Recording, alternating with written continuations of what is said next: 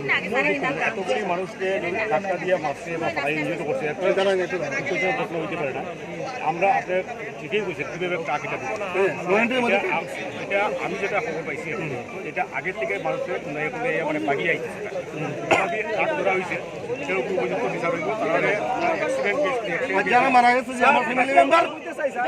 এটা ওই তো বিচার হইয়া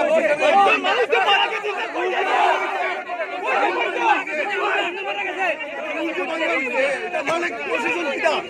প্রশাসন পিতা